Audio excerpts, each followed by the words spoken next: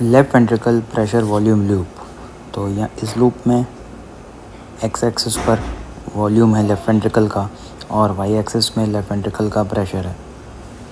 तो हम यहाँ पर प्रेशर और वॉल्यूम के बीच में इंटरेक्शन देखेंगे। इसको गौर करें, ये लेफ़्ट वेंट्रिकल के बारे में यहाँ पर बात हो रही है। तो डायस्टोल से बात को शुरू करते हैं। तो जैसे जैसे डायस्टोल में ब्लड भरता जाएगा वैसे धीरे धीरे डायस्टोल का प्रेशर बढ़ता जाएगा। फिर एक टाइम आएगा जहाँ पर डायस्टोल में मैक्सिमम प्रेशर भर जाएगा और ये डायस्टोल का अंत होगा और ये कहलाएगा एंड डायस्टोलिक वॉल्यूम। ये एक अप्रॉक्सीमेटली हम मान लेते हैं फ़िलहाल 120 ml। तो ये एंड डायस्टोलिक वॉल्यूम 120 ml है। फिर उसके बाद यहाँ पर माइट्रल वाल्व क्लोज़ हो जाएगा। सिस्टोल का वेंट्रिकल कॉन्ट्रैक्ट करना स्टार्ट करेगा और वेंट्रिकल जैसे ही कॉन्ट्रैक्ट करना स्टार्ट करेगा माइट्रल वाल्व यहाँ पर क्लोज़ हो जाएगा। इस पॉइंट को हम ए बोलते हैं तो इस पॉइंट को हम अपनी सुविधा के लिए बी बोल सकते हैं। तो पॉइंट बी पर माइट्रल वाल्व क्लोज़ हो जाएगा और यहाँ पर वेंट्रिकल कॉन्ट्रैक्ट करना स्टार्ट करेगा। यहाँ पर वेंट्रिकल कॉन्ट्रैक्ट करना स्टार्ट करेगा तो शुरू में आइसोमेट्रिक कॉन्ट्रैक्शन होगा और वॉल्यूम चेंज नहीं होगा मगर प्रेशर बढ़ता जाएगा। जो सीधी लाइन हमको मिलेगी ये शो कर रही है कि वॉल्यूम में कोई चेंज नहीं आ रहा है और वॉल्यूम मगर प्रेशर इंक्रीज़ होता जा रहा है और इस फेज़ को हम बोलते हैं आइसोवॉल्यूमेट्रिक कॉन्ट्रैक्शन। इसी पार्ट में मैक्सिमम ऑक्सीजन का यूटिलाइजेशन होता है। इसके बाद आइसोवॉल्यूमेट्रिक कॉन्ट्रैक्शन में एक इतना प्रेशर जनरेट हो जाएगा कि एओर्टा के प्रेशर को ओवरकम कर सके और इस पॉइंट पर एओर्टिक वाल्व खुल जाएगा। इस पॉइंट को हम पॉइंट सी मार्क करते हैं। यहाँ पर एओर्टा जब ओपन होगा तो एकदम से रैपिडली गश आएगा, ब्लड बाहर आएगा। यहाँ पर एओर्टिक वाल्व क्लोज़ हो गया और इस पोजीशन को हम डी मार्क कर देते हैं। पॉइंट डी से वेंट्रिकल फिर रिलैक्स करना स्टार्ट करेगा और वेंट्रिकल जहाँ रिलैक्स करना स्टार्ट करेगा तो शुरू में आइसोमेट्रिक रिलैक्सेशन होगा, कोई वॉल्यूम में चेंज नहीं होगा और इस पोजीशन पे प्रेशर मगर गिरता चला जाएगा और ये पोजीशन पे जहाँ प्रेशर गिरता चला जाएगा तो पॉइंट डी से ए आइसोवॉल्यूमेट्रिक रिलैक्सेशन है।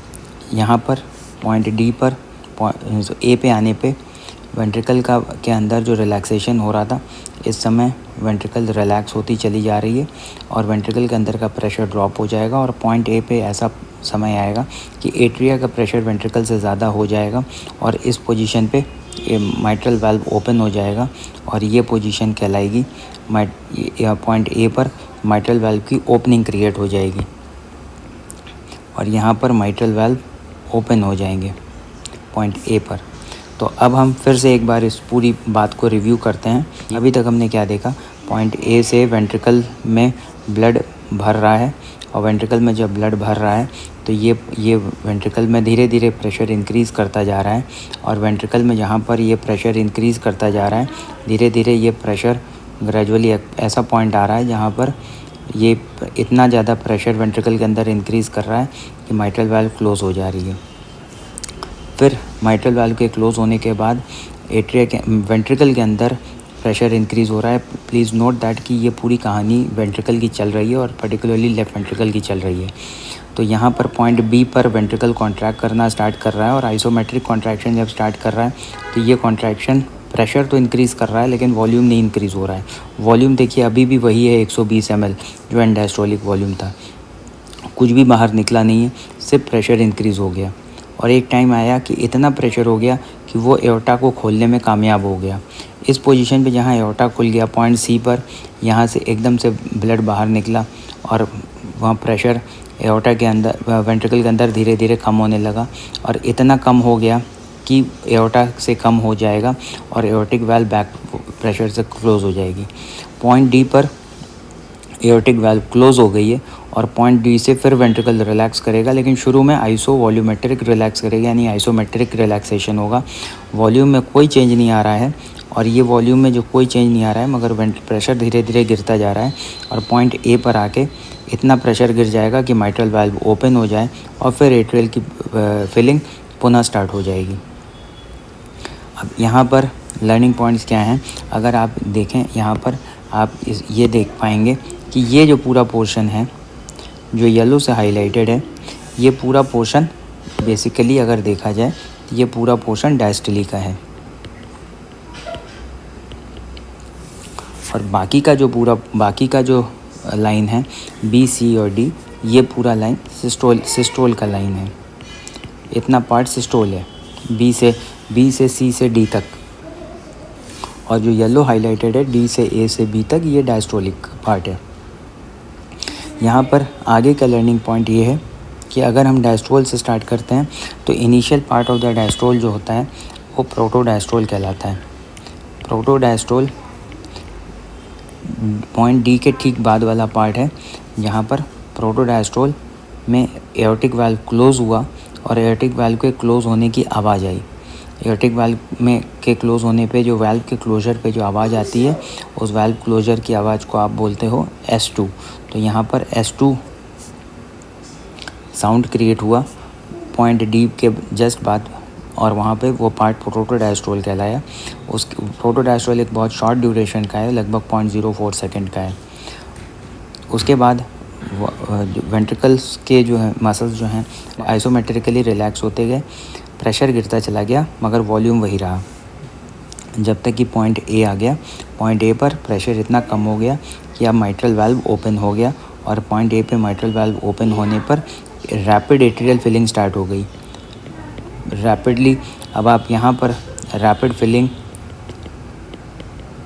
एट्रिया से रैपिडली वेंट्रिकल के अंदर फिलिंग स्टार्ट हो गई, यानी रैपिड वेंट्रिकुलर फिलिंग स्टार्ट हो गई। पॉइंट ए से रैपिडली वेंट्रिकल्स फिल होने लगे, और यहाँ पर माइट्रल वाल्व ओपन हुआ और एट्रिया में जितना भी ब्लड इकट्ठा था वो एकदम से बढ़ा के अंदर गिरने लगा। और उसके बाद जो बचा हुआ ब्लड था, वो बचा हुआ ब्लड धीरे धीरे अंदर आया, और फिर स्लो फिलिंग यहाँ पे होने लगी। तो इस पोजीशन पे अगर हम देखें तो 80% जो ये पार्ट है डायस्टोल का, ये सिर्फ रैपिड फिलिंग और स्लो फिलिंग से ही पूरी हो जाती है। इसके बाद जो एंड का पार्ट आता है वो एट्रियल कॉन्ट्रैक्शन का आता है, या जिसको एट्रियल किक भी बोल सकते हैं। ये एट्रियल कॉन्ट्रैक्शन बहुत छोटा सा पार्ट रह जाता है, और यहाँ पर जो बची हुई ब्लड है वो भी अंदर फिल हो जाती है। माइट्रल वाल्व जब ओपन हो रहा है, किसी भी वाल्व के ओपन होने पे आवाज़ नॉर्मली नहीं आती है। यहाँ पर प्रोटोडायस्टोल के बाद यहाँ पर S2 आया, और यहाँ S2 के बाद माइट्रल वाल्व ओपन हुआ, यहाँ पर रैपिड फिलिंग स्टार्ट हुई। अगर एब नॉर्मली वाल्व होगा तो माइट्रल वाल्व के ओपन होने पर पॉइंट ए के ठीक बाद ओपनिंग स्नैप सुनाई देगा। तो ओपनिंग स्नैप कहाँ पर सुनाई देगा? ओपनिंग स्नैप पॉइंट ए के ठीक बाद, यहाँ माइट्रल वाल्व ओपन हुआ था वहाँ पे सुनाई देगा। उसके बाद रैपिड फिलिंग आएगी। रैपिड फिलिंग के पार्ट पे नॉर्मली तो यूजुअली कोई आवाज़ नहीं आती है, बट एक्सट्रीम्स ऑफ एज होते हैं, टू यंग या टू ओल्ड पर्सन में यहाँ पर एक रैपिड फिलिंग की साउंड आ सकती है, और वो साउंड S3 कहलाती है। तो S3 साउंड आपको सुनाई दे रही है रैपिड फिलिंग वाले पार्ट में। उसके बाद एट्रियल कॉन्ट्रैक्शन आएगा, जो एंड ऑफ द डायस्टोल में एट्रियल कॉन्ट्रैक्शन आएगा। अगेन नॉर्मल सिचुएशंस में कोई साउंड नहीं सुनाई दे रही है, बट एक्सट्रीम्स ऑफ एज और पैथोलॉजिकल फीचर्स वहाँ जहाँ पर वेंट्रिकल स्टिफ हो गए हैं, ऐसी जगह पे यहाँ पर साउंड सुनाई दे सकती है, और वो S4 कहलाती है। पॉइंट बी पर माइट्रल वाल्व क्लोज़ हुआ, और जहाँ पे माइट्रल वाल्व क्लोज़ होगा उस जगह पर जो साउंड आएगी वो S1 कहला रही है। तो यहाँ से सिस्टोल स्टार्ट हो रहा है, पॉइंट बी से सिस्टोल स्टार्ट हो रहा है, और जहाँ जैसे ही सिस्टोल स्टार्ट होता है S1 साउंड क्रिएट हो जाएगी माइट्रल वाल्व के क्लोजर होने की वजह से। प्लीज़ माइंडेड, वाल्व के क्लोज़ होने से नॉर्मली आवाज़ आती है, ओपन होने से अगर आवाज़ आ रही है तो वो एबनॉर्मल होगी, जैसे कि example opening snap mitral valve का। पॉइंट बी से जो फेज़ स्टार्ट हो रहा है सिस्टोल का, वो शुरू में आइसोमेट्रिकली कॉन्ट्रैक्ट कर रहा है, जैसे मैंने बताया, और इस फेज़ को आप आइसोवॉल्यूमेट्रिक कॉन्ट्रैक्शन कहते हैं, जो मैक्सिमम ऑक्सीजन यूटिलाइजेशन का भी फेज़ होता है, अप टिल द पॉइंट जो कि जहाँ पर इतना प्रेशर जनरेट हो जाएगा कि ये प्रेशर एओर्टिक वाल्व को ओपन करने में कामयाब हो जाएगा। और ये जो प्रेशर है जितने पर एओर्टिक वाल्व ओपन हो जाएगी, ऐसी प्रेशर को हम बोलेंगे आफ्टर लोड। आफ्टर लोड वो प्रेशर है जिस पर एओर्टिक वाल्व ओपन हो रहा है और वेंट्रिकल अपने ब्लड को पंप आउट करने में कामयाब हो रहा है। तो आफ्टर लोड एक प्रेशर है, एक टेंशन है जो कि एओर्टा के बाहर है, जो एओर्टा को बंद रखने में रख रहा है और हार्ट को, वेंट्रिकल को, लेफ्ट वेंट्रिकल को उसके अगेंस्ट पुश करना है। और ये यूजुअली ये जो आफ्टर लोड है इसका डिटर्मिनेंट है टोटल पेरिफेरल रेजिस्टेंस, यानी कि जितना ज़्यादा हाइपरटेंशन होगा पेरिफेरल रेजिस्टेंस की वजह से होगा, उतना ही ज़्यादा एओर्टिक वाल्व को खोलने में मुश्किलात होगी। या दूसरा एग्जांपल हो सकता है एओर्टिक स्टेनोसिस होगी, तो ऐसे में भी एओर्टिक वाल्व को खोलने में मुश्किल होगी।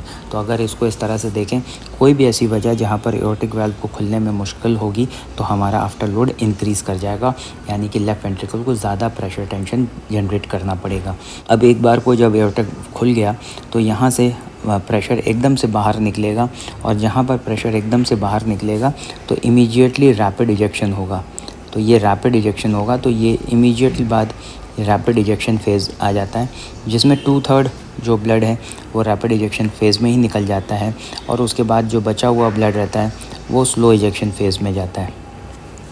ये पूरा पार्ट जितना कि ग्रीन में आप देख रहे हैं ये सारा सिस्टोल का पार्ट है। तो सिस्टोल वो पार्ट है जितना हम ग्रीन में बी से सी से डी तक दिखा रहे हैं, ये सिस्टोलिक पार्ट है, और उसके बाद येलो हाइलाइटेड जो है वो डायस्टोलिक पार्ट है। अब इसके आगे लर्निंग पॉइंट ये है कि जब जहाँ पर पॉइंट डी पर सिस्टोल ख़त्म हो रहा है, प्लीज़ माइंडेड दैट कि सिस्टोल कहाँ ख़त्म हुआ, पॉइंट डी पर ख़त्म हुआ एओर्टिक वाल्व क्लोजर के साथ। जिस समय एओर्टिक वाल्व क्लोज हो रही है और सिस्टोल ख़त्म हो रहा है, उस समय जितनी भी वॉल्यूम बच रही है, यहाँ पे जितनी भी वॉल्यूम ये बच रही है, ये वॉल्यूम कहलाती है एंड सिस्टोलिक वॉल्यूम। तो ये है एंड सिस्टोलिक वॉल्यूम। जब डायस्टोल जहाँ ख़त्म हो रहा है वहाँ पे जितना भी ब्लड वेंट्रिकल के अंदर है वो कहला रही है एंड डायस्टोलिक वॉल्यूम। और इस पॉइंट से इस पॉइंट तक, यानी कि इस लाइन से इस लाइन तक के बीच में जितना भी वॉल्यूम है, यानी कि इस 50 से लेकर यहाँ इस 50 से लेके 120 तक, यहाँ से यहाँ तक के बीच में जितनी भी वॉल्यूम है वो हम कहलाते हैं स्ट्रोक वॉल्यूम। तो स्ट्रोक वॉल्यूम क्या है? तो स्ट्रोक वॉल्यूम है and diastolic volume minus end systolic volume. तो उदाहरण के तौर पे यहाँ पर 120 था और एंड सिस्टोलिक वॉल्यूम था 50, तो स्ट्रोक वॉल्यूम हो गया 70 ml है। कि ये जो एंड डायस्टोलिक वॉल्यूम है, ये एंड डायस्टोलिक वॉल्यूम हमारे प्री लोड को दर्शाता है। और प्री लोड क्या है? प्री लोड वॉल्यूम है। प्री लोड क्या है? प्री लोड, गौर करिएगा, प्री लोड वॉल्यूम है, जो कि प्री लोड वॉल्यूम है जिसको कि वेंट्रिकल फेंक रहा है। तो प्री लोड वॉल्यूम है जो वेंट्रिकल फेंक रहा है। और आफ्टर लोड क्या है? आफ्टर लोड ये प्रेशर है। आफ्टर लोड ये प्रेशर है जिसको वेंट्रिकल को ओवरकम करना पड़ेगा। प्रेशर है जो दीवार के बाहर है, एओर्टा के बाहर है, सिस्टमिक सर्कुलेशन में, जिसको कि वेंट्रिकल को ओवरकम करना पड़ेगा। तो आफ्टर लोड वो प्रेशर या टेंशन है जिसको कि वेंट्रिकल को ओवरकम करना पड़ेगा। और प्री लोड वो वॉल्यूम है जिस वॉल्यूम को वेंट्रिकल इजेक्ट कर रहा है। और स्ट्रोक एंड सिस्टोलिक वॉल्यूम क्या है? एंड सिस्टोलिक वॉल्यूम वो वॉल्यूम है जो सिस्टोल के बाद वेंट्रिकल के अंदर रह गया है। अब यहाँ पर एक बात और आती है, स्ट्रोक वॉल्यूम था and diastolic volume minus end systolic volume. Ejection fraction क्या है? इजेक्शन फ्रैक्शन है कि stroke volume upon and diastolic volume. यानी कि ये क्या कह रहा है कि टोटल एंड डायस्टोलिक वॉल्यूम जो वॉल्यूम था उसमें से कितना वो इजेक्ट कर पाया, कितना fraction of stroke volume, the fraction of and diastolic volume ejected in 1 cardiac cycle is the ejection fraction, जो कि नॉर्मली अप्रॉक्सीमेटली 60% ±5% होता है। और अगर ये 50% से कम हो जाता है तो हम कहते हैं कि लो इजेक्शन फ्रैक्शन लो हो गया है। यहाँ पर जो बहुत इंपॉर्टेंट लर्निंग पॉइंट है वो ये है कि ये जो इजेक्शन फ्रैक्शन है, इजेक्शन फ्रैक्शन हमारी कॉन्ट्रैक्टिलिटी को दर्शाता है। अब यहाँ पर इस बात को गौर करिए, अभी तक हम लोगों ने 3 बातें करी हैं। 3 बातें क्या करी हैं कि एक हमने बात करी है प्री लोड, एक हमने बात करी है आफ्टर लोड, और एक हमने बात करी है इजेक्शन फ्रैक्शन। अगर आप गौर करें, ये जो पूरा स्ट्रोक वॉल्यूम और कॉन्ट्रैक्टिल जो पूरा स्ट्रोक वॉल्यूम या कार्डियक आउटपुट की कहानी है, ये 3 चीज़ों के ऊपर भाग रही है। एक है प्रीलोड, एक है आफ्टर लोड और एक है कॉन्ट्रैक्टिलिटी। ये जो तीनों चीज़ें हैं वो हार्ट की पंपिंग यानी कि स्ट्रोक वॉल्यूम को कंट्रोल कर रही है। और इस पूरे कहानी में अगर आप देखें, कॉन्ट्रैक्टिलिटी का मार्कर कौन है? Ejection fraction. प्रीलोड का मार्कर कौन है? And diastolic volume. After load का मार्कर है टोटल पेरिफेरल रेजिस्टेंस। अब जब हमने ये देख लिया कि स्ट्रोक वॉल्यूम 3 बातों पे डिपेंड करता है, प्रीलोड, आफ्टर लोड और कॉन्ट्रैक्टिलिटी, तो अब हम ये देखेंगे कि ये जो left ventricular pressure volume loop है, ये किस प्रकार इन 3 बातों के ऊपर चेंज होता है। तो सिर्फ 3 सिचुएशन को हमको ध्यान में रखना है और इससे ज़्यादातर सवाल जो लूप के शिफ्ट होने के हैं हम आंसर कर सकते हैं। ये जो 3 सिचुएशंस हैं, पहला सिचुएशन है प्रीलोड। प्रीलोड अगर शिफ्ट होगा तो जो कर्व है हमारा राइट की ओर शिफ्ट हो जाएगा। तो कर्व हमारा राइट की ओर जाएगा प्रीलोड में। और ये आप ये देखें कि ये जो कर्व था, ये जो बोल्ड लाइन में हम ये देख सकते हैं कि जो बोल्ड लाइन में आप देख रहे हैं, ये बोल्ड लाइन में ये ओरिजिनल कर्व है। और जब ये प्रीलोड इंक्रीज़ हुआ, अब गौर करिएगा, ये एंड डायस्टोलिक वॉल्यूम ये था, यहाँ पर एंड डायस्टोलिक वॉल्यूम था और ये एंड डायस्टोलिक वॉल्यूम हमारा इंक्रीज़ हो गया। प्रीलोड इंक्रीज़ होने का मतलब है एंड डायस्टोलिक वॉल्यूम का इंक्रीज़ होना। और ये प्रीलोड जब इंक्रीज़ हुआ है तो अब प्रीलोड यहाँ से यहाँ पहुँच गया। तो ये एंड डायस्टोलिक, अब जो न्यू एंड डायस्टोलिक वॉल्यूम है वो यहाँ पर है। तो इस बात को एक बार दूसरी तरीके से समझें, जैसे जैसे डायस्टोल में वॉल्यूम बढ़ रहा है और तो वैसे वैसे जो है ये वॉल्यूम ज़्यादा आ रहा है, वीनस रिटर्न ज़्यादा आ रहा है, ब्लड का फ्लो ज़्यादा अंदर आ रहा है, तो ज़्यादा वॉल्यूम डायस्टोल के एंड होने तक वॉल्यूम है वो ज़्यादा था। अगर पहले मान लेते 120 था तो अब 150 हो रहा है, तो एंड डायस्टोलिक वॉल्यूम यहाँ पे ज़्यादा हो रहा है। जाहिर सी बात है, जब एंड डायस्टोलिक वॉल्यूम ज़्यादा होगा तो ये वॉल्यूम जाएगा और यहाँ से कर्व हमारा चलेगा। अब क्योंकि ये कॉन्ट्रैक्ट, बाकी सब चीज़ें कुछ चेंज हुई नहीं है, तो हम ये मान सकते हैं कि यहाँ पर ये जो कर्व है वो राइट की ओर शिफ्ट हो गया। तो प्री लोड में कर्व राइट की ओर शिफ्ट होता है। इसको एक याद रखने का एक बहुत आसान तरीका है कि इसको इस तरह से आप याद रख सकते हैं कि जो प्री लोड है, प्री लोड में P है, तो ये जो प्री लोड में राइट की ओर शिफ्टेड है। तो जब प्री लोड में P राइट की ओर शिफ्टेड है, P का फेस जो है राइट की ओर है, तो हमारा कर्व राइट की ओर शिफ्ट हो रहा है। अब हम आते हैं दूसरी सिचुएशन पे, जहाँ पर हम देखेंगे आफ्टर लोड का क्या असर होता है। अब यहाँ पर आप देखिए, जो बोल्ड लाइन में, बोल्ड रेड कलर में ओरिजिनल PV लूप है और जो डॉटेड लाइन में चेंज सिनेरियो है। अब चेंज सिनेरियो में आप ये देखिए क्या हो रहा है। यहाँ पर जो एंड डायस्टोलिक वॉल्यूम इस पॉइंट पर था, ये एंड डायस्टोलिक वॉल्यूम का है। एंड डायस्टोलिक वॉल्यूम तो हमारा चेंज नहीं हुआ, तो एंड डायस्टोलिक वॉल्यूम हमारा वहीं पर रहेगा। तो जो नए डॉटेड लाइन और ये पॉइंट सेम रहेगा। अब इस पर प्रेशर जनरेट हो रहा है, आइसोवॉल्यूमेट्रिक कॉन्ट्रैक्शन हो रहा है। पहले ये आइसोवॉल्यूमेट्रिक कॉन्ट्रैक्शन यहीं से ख़त्म हो जा रहा था, ये आफ्टर लोड था। बट अब क्योंकि आफ्टर लोड इंक्रीज़ कर गया है, तो अब आफ्टर लोड यहाँ से यहाँ पहुँच गया है। तो अब यहाँ पर इस वजह से ये कर्व जो है ऊपर जाएगा, तो कर्व ऊपर की ओर जाएगा और ये ऊपर जाके निकलेगा। तो यहाँ पर पहली बात क्या है कि आफ्टर लोड में ज़्यादा प्रेशर जनरेट करना पड़ेगा एज़ कम्पेयर टू दिस, यहाँ तक का प्रेशर एडिशनल इंक्रीज़ करना पड़ेगा। तो आफ्टर लोड में ये जो कर्व है ये वर्टिकली ऊपर चला जाएगा। दूसरी बात क्या है कि ये जब इजेक्शन हुआ, तो ये इजेक्शन होने पर क्योंकि आफ्टर लोड ज़्यादा है, तो ज़्यादा प्रेशर के अगेंस्ट में वेंट्रिकल को ताकत लगानी पड़ रही है। तो जाहिर सी बात है वेंट्रिकल उतनी ताकत नहीं लगा पाएगा और ये जल्दी जो है, क्योंकि एओर्टा के अंदर प्रेशर ज़्यादा है टोटल पेरिफेरल रेजिस्टेंस की वजह से। गौर करें, इंक्रीज़ आफ्टर लोड ज़्यादातर टोटल पेरिफेरल रेजिस्टेंस की वजह से बढ़ता है। तो अब क्योंकि यहाँ पर आफ्टर लोड ज़्यादा है, एओर्टा में प्रेशर ज़्यादा है, तो वेंट्रिकल जल्दी ख़त्म हो जाएगा। वेंट्रिकल का जो ये सिस्टोल पार्ट है, सिस्टोलिक फेज जल्दी समाप्त हो जाएगा और ये जल्दी ही यहाँ पर वेंट्रिकल सिस्टोल ख़त्म हो जाएगा। जो नॉर्मली वेंट्रिकल का सिस्टोल यहाँ पे ख़त्म होता, अब वो आप देखिए यहाँ पर ख़त्म हो रहा है। तो वेंट्रिकल का सिस्टोल यहाँ से यहाँ जाके जल्दी ख़त्म हो गया। और अब आइसोवॉल्यूमेट्रिक रिलैक्सेशन जल्दी स्टार्ट हो गया। तो ये जो यहाँ पर जब जल्दी ख़त्म हो के जल्दी हो रहा है तो ये एंड सिस्टोलिक वॉल्यूम का पॉइंट था। एंड सिस्टोलिक वॉल्यूम अब बढ़ गया। तो आफ्टर लोड के सिचुएशन में क्या हो रहा है, जब इंक्रीज़ आफ्टर लोड हो रही है तो एंड डायस्टोलिक वॉल्यूम तो सेम है, एंड डायस्टोलिक वॉल्यूम सेम रहेगा, नहीं बढ़ेगा, बट अब एंड सिस्टोलिक वॉल्यूम जो है ये इंक्रीज़ कर जाएगा। एंड सिस्टोलिक वॉल्यूम यहाँ से यहाँ चला गया। तो दूसरी बात, इससे क्या फ़र्क पड़ा, क्योंकि एंड सिस्टोलिक वॉल्यूम अब ज़्यादा हो गया और एंड डायस्टोलिक वॉल्यूम सेम था, तो जो स्ट्रोक वॉल्यूम है वो कम हो गया। पहले स्ट्रोक वॉल्यूम यहाँ से यहाँ तक था, लेकिन अब नया स्ट्रोक वॉल्यूम यहाँ से यहाँ तक है। क्योंकि गौर करिए, स्ट्रोक वॉल्यूम क्या होता है, and diastolic volume minus end systolic volume. Now that the end systolic volume has increased, and systolic volume बढ़ गया है, तो इस वजह से स्ट्रोक वॉल्यूम कम हो गया।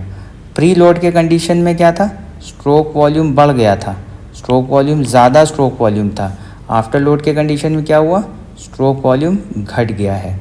प्री लोड के कंडीशन में क्या था, एंड डायस्टोलिक वॉल्यूम बढ़ गया था और एंड सिस्टोलिक वॉल्यूम पर कोई फ़र्क नहीं पड़ा था। यहाँ पर क्या हुआ, एंड डायस्टोलिक वॉल्यूम पर कोई फ़र्क नहीं पड़ा, लेकिन एंड सिस्टोलिक वॉल्यूम बढ़ गया है और स्ट्रोक वॉल्यूम कम हो गया है।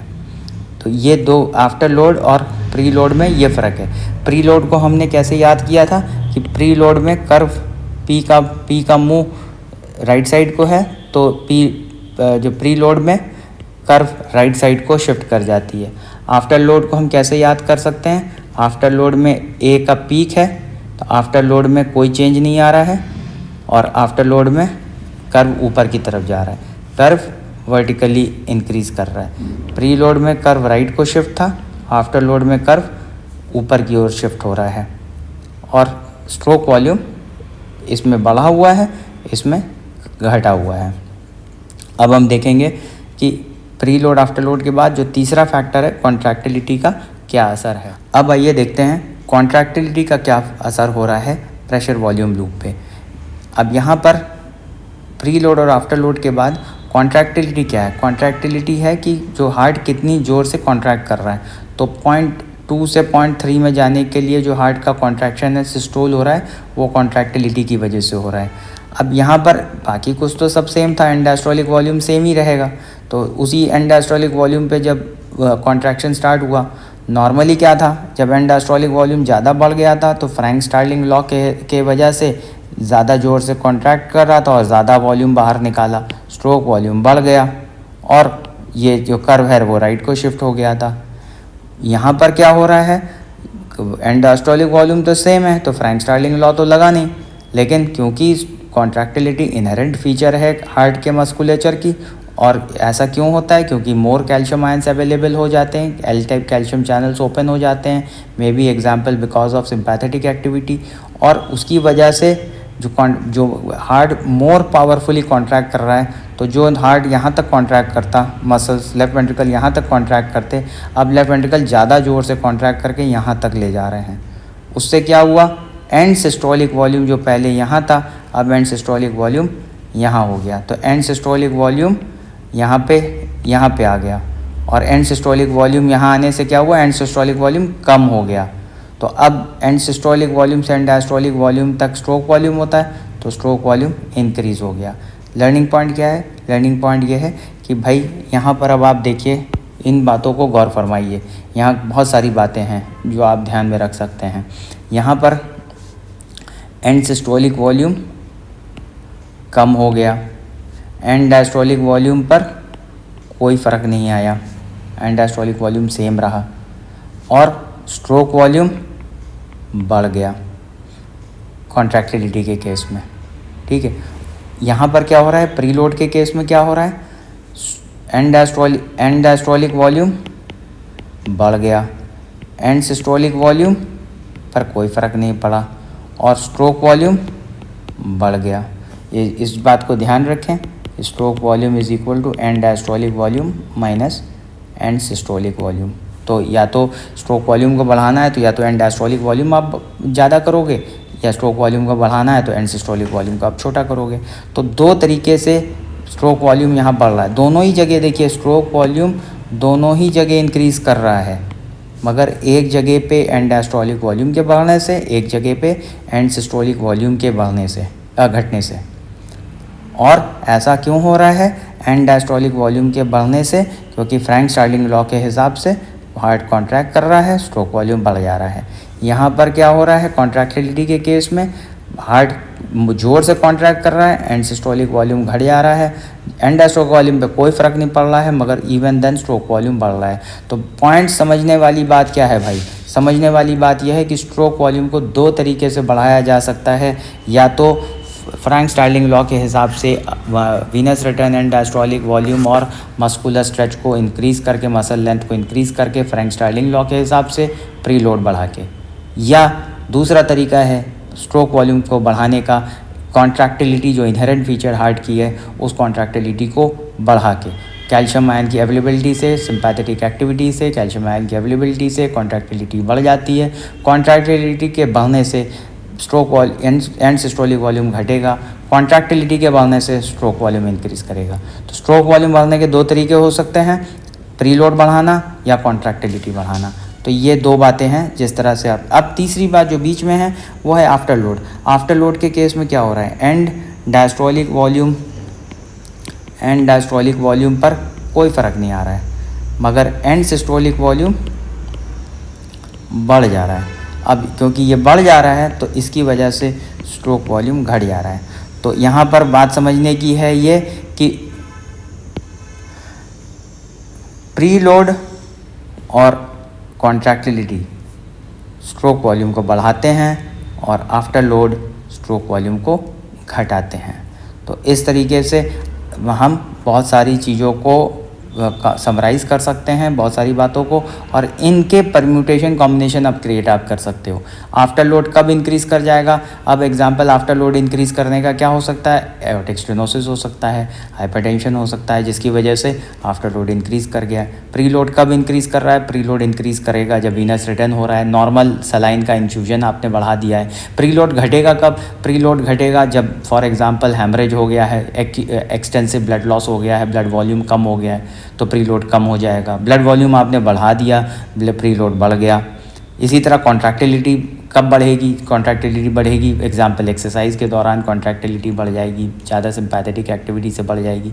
अब इनके कॉम्बिनेशंस भी आप क्रिएट हो सकते हैं। अब सिंपैथेटिक एक्टिविटी बढ़ेगी तो कॉन्ट्रैक्टिलिटी भी बढ़ेगी, तो सिंपैथेटिक एक्टिविटी के बढ़ने से जो एंड वीनस रिटर्न इंक्रीज़ करेगा तो एंड डायस्टोलिक वॉल्यूम बढ़ेगा तो प्री लोड भी बढ़ेगा। तो सिंपैथेटिक एक्टिविटी से प्री लोड और कॉन्ट्रैक्टिलिटी दोनों बढ़ेगा, तो दोनों एक दूसरे को बैलेंस आउट करेंगे। तो इस तरीके से कॉम्बिनेशंस क्रिएट हो सकते हैं तमाम क्लिनिकल सिचुएशंस के। और इस तरह से अब पूछा जा सकता है एओर्टिक स्टेनोसिस में, उदाहरण के तौर पे एओर्टिक स्टेनोसिस में पीवी लूप किधर को शिफ्ट करेगा? अब aortic stenosis after load increase after load है, तो ऑब्वियसली जो बीच वाला ग्राफ है, बी ग्राफ है, वो लागू हो जाएगा। एओर्टिक स्टेनोसिस में ग्राफ ऊपर की तरफ जाएगा। निमोनिक पर एक बार फिर से ध्यान दीजिए कि निमोनिक एक हमने क्या बताया कि प्री लोड जब इंक्रीज़ कर रहा है तो प्री लोड इंक्रीज़ करने में ग्राफ राइट को मूव कर रही है। आफ्टर लोड में क्या हो रहा है, ये ग्राफ ऊपर की ओर जा रही है, क्योंकि जो ए में पीक ऊपर की तरफ जा रहा है। कॉन्ट्रैक्टिलिटी में सी का मुंह लेफ़्ट की तरफ है, ग्राफ लेफ़्ट की ओर मूव कर रही है, तो शिफ्ट टू लेफ़्ट हो रहा है। तो इस तरीके से आप याद कर सकते हैं कि पीवी लूप का ग्राफ किधर की ओर शिफ्ट होगा।